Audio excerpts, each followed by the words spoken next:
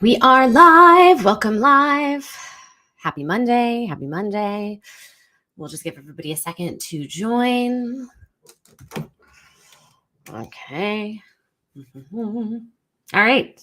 Welcome. Happy Monday. This is part of my 90-day commitment to going live Monday through Friday at noon, sharing a lesson that I've learned. Just a chance for us to connect with ourselves, each other, and procrastinate for many of us. Oh, by procrastinate, I mean taking a break. Yeah, we all need to take a break. So today's lesson, well, first of all, Claire Wasserman here, founder, author of Ladies Get Paid. My lesson is about intrapreneurship. Does anyone know what that word means? Does anyone heard? How about better question? Is intrapreneurship a new word for you? Have you heard of it? So the word that I'm using is basically a play on entrepreneurship, but intra meaning in a company. It's essentially acting like an entrepreneur, but while getting the paycheck of working for somebody else. So job security, but also, the ability to learn and to sort of be independent or autonomous. I'm obsessed with this idea of intrapreneurship because at least for myself in my career, the best ways that I learned was just by doing. But to do at your job, to be able to just go forth and come up with an idea and get budget for it and, see what happens, you have to get really good at convincing people to allow you the freedom to do that. And so I want to talk about basically some steps that you can take to really practice being an entrepreneur at your job. And this is good for anybody who is, well, first and foremost, interested in potentially becoming an entrepreneur, okay, but maybe not quite ready to take the leap.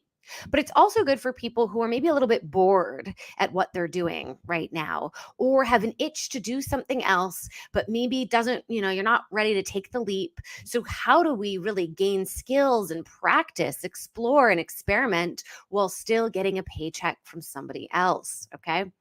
I like to think of having a full-time job as getting an MBA, but instead of you paying to get the MBA, they're paying you.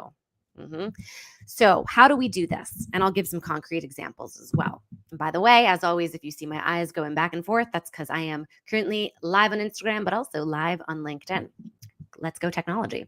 So intrapreneurship. Okay.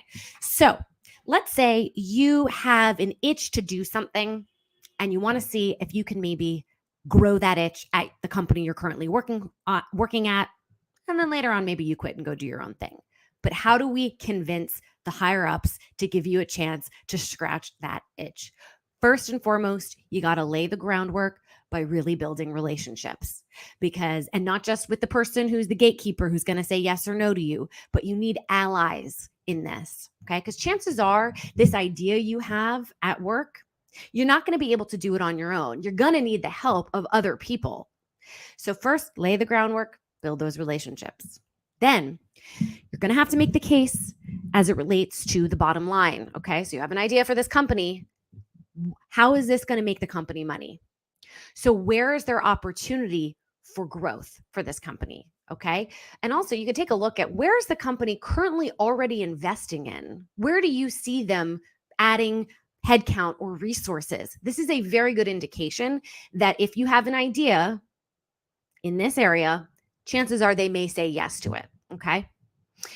So you're looking around, all right, where are some opportunities? And it doesn't have to just be in your department, by the way.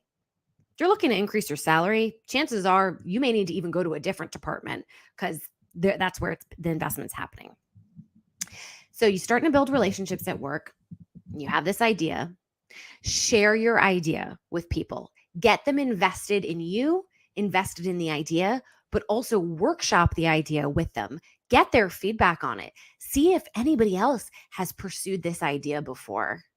And by the way, even if it's been pursued and it didn't go well, or that doesn't mean you can't now pitch it, but learn from how it was done before or not done before. Get intel. Now, as you're building these relationships and you're seeing opportunities for growth at work, okay, opportunities where, all right, you maybe have an idea for a project now. Don't yet pitch it. The best thing you can do is to figure out how much is it going to cost for you to experiment with this idea. So let's say you want, you're going to need help, by the way. You're going to need somebody on the video team to participate. get buy-in from them, get their ideas, get them really invested and excited, but really understand from them, if they were to contribute to making your idea at work happen, how many hours would it take for them? And also, would it require them to now deprioritize other things? What I'm effectively showing you all right here in this pursuit of, quote, entrepreneurship is you are going to have to make the case, nickel and dime it down to the very, as best as you can. If somebody were to help you do this project and therefore they're deprioritizing other things, what does that mean in terms of the business bottom line? You are effectively working backwards from all of the resistance that your boss, those gatekeepers, are going to give you, right?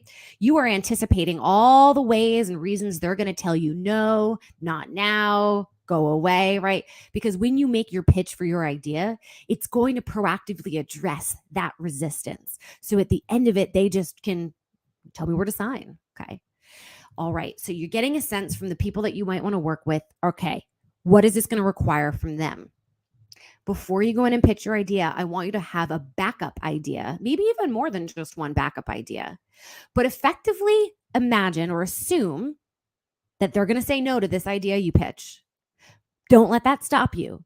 You got to already have a backup idea where, hey, I understand you don't want to invest fully in this first idea, but here's a smaller way, kind of a low stakes way that you can experiment with your idea and then see what the results are. And from there, build upon it and get eventually to your original idea. And I'll give you an example, concrete example right here. So there was a company that I used to work for way back in the day, and I had an idea about doing a whole video series on the theme of legacy. Okay. And that would be expensive, right? To hire a video crew. I mean, we did have a video team, but it was, renting equipment, their time, right? Time is money. I knew this was big investment and it was a nonprofit. So I assumed the answer would be no, but I do not take no for an answer. Okay. So I already had a sense before I went in of, if I were to get a no, what would be an idea that I could use as a beta test that would speak to this idea, the big idea. And if it went well, I would then get the green light. And that would be using Instagram, right? To do a little mini series just on my phone of legacy. But here's the thing. It wasn't just about the idea. It was about what were going to be the measures of success of this idea. Because anyone can have a good idea, but it's even more impressive if you're able to say, let's aim to get, I don't know, press mentions. Let me see if I can get press mentions. Or here's the number of, views that I'm anticipating that I'll be able to get. And here's how then I'm going to use it to go raise money or, tie it. Just demonstrate how you're going to take the results of the idea and use it to build momentum towards even further business growth. And I did get a yes on the beta idea, that smaller idea. And eventually from there, he then greenlit my, quote, big idea that I had. And I had everything that I just shared prior in terms of getting like the video team invested and learning from them about what it would require on their end to participate. I did all of that. And so it also meant that I wasn't going in there to pitch alone. And that's good, not just for any idea you have, but any change that you want to see at your company. Make sure you are not the only person going in to make the presentation or at least back you up after the presentation. You want and need allies in all of this, which I had. Okay. And by the way, what I was doing, at this company, I absolutely took with me, and all those skills I used later on in the next company I worked for, and then eventually starting Ladies Get Paid. And so that's why I'm obsessed with this concept of entrepreneurship, right? Practicing entrepreneurship while getting a paycheck. So that was my lesson for today. It was very short, but I hope will at least show you all that if you are bored or not loving what you're currently doing, that doesn't mean you need to make a radical change to something else. You can probably find opportunities currently are to start experimenting with your own growth. But again, the pitch always has to be, how is this going to benefit the business bottom line? Okay. And coming up with a backup idea. Last thing I want to say is that, just in terms of getting a no from somebody, whether it's a no to your idea, a no to the salary that you've asked for, okay? Think of the questions that you're going to ask after that. So don't accept it just as, okay, sorry, never mind. Maybe ask why, get more information from them, because I like to look at no's as a not yet. And if you get more information about why they've said no, you can then have a comeback ask. You can set up another meeting, that really does speak to their concerns. So in this big pitch that you make, again, whether it's for a big idea or salary, really don't look at it as the end all be all, but the beginning of a longer conversation that you will have, okay, with them. So maybe come prepared already with, if I get a no, what will be my response, in the form of questions to ask. As always, I'm Claire Wasserman. Follow me on Instagram at Claire Gets Paid. And if you're on LinkedIn, join us on Instagram at Ladies Get Paid. LadiesGetPaid.com. It's free. Yes. Yay. We want to have you part of our community. We do everything we can to provide education to help women earn more, live better.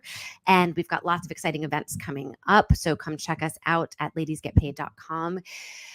You got this. Happy Monday or happy day, whatever you're watching this. If it's the recording, I will see you back Monday through Friday, noon, for just a quick life lesson as best as I can offer. And much love. You got this. Now go get paid.